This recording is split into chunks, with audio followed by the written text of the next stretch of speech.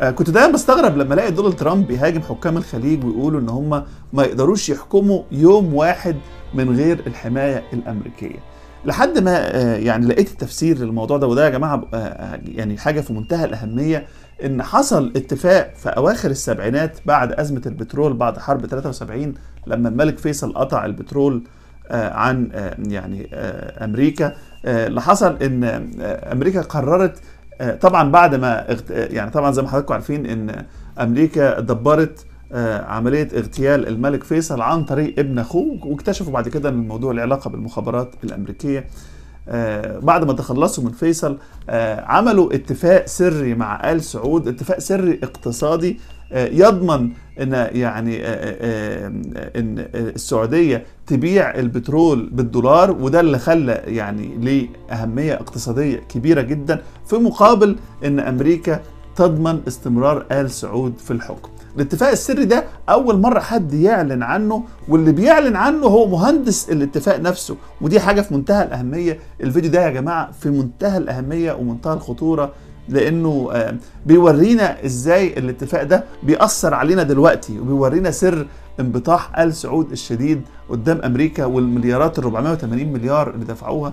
هو ده السر اللي احنا ما كناش عارفينه. خلينا نشوف مهندس الاتفاق ده اسمه جون بيركس، ده مهندس الصفقة اللي تمت في أواخر السبعينات القرن الماضي، اللي يعني بتضمن حماية آل سعود وبتحطهم تحت الحماية الأمريكية المباشرة.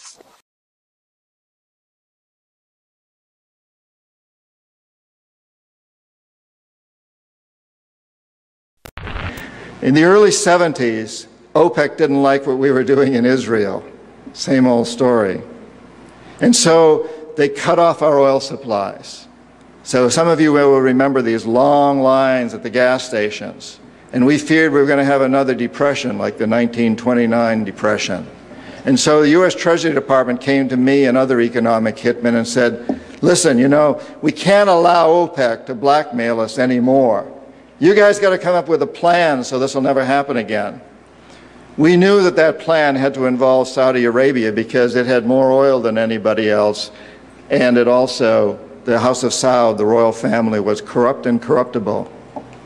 The long version is explained in the book, but the short version of what we did, the deal we finally struck with the House of Saud, was a deal whereby they would return almost all the money they made from selling oil to the United States, invested in U.S. government securities.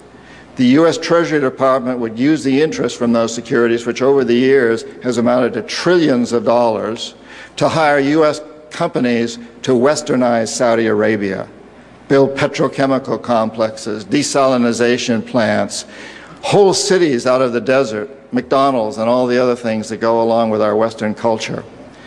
The House of Saud would also agree to keep the price of oil within limits acceptable to the oil companies, possibly not acceptable to you and me, but acceptable to the oil companies. And this is very, very important. They agree that they would never, ever sell oil for anything other than US dollars. This happened in the early 70s, right after we'd gone off the gold standard because we were bankrupt, because we could not pay off our debts to European countries in gold. Nixon took us off the gold standard. And then we were stuck with a situation as why will anybody in the world use dollars?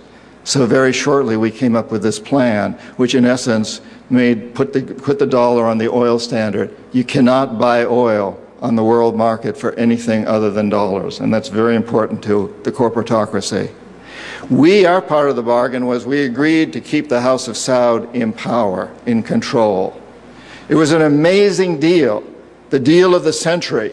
It was history-making, incredibly powerful deal that we struck with Saudi Arabia.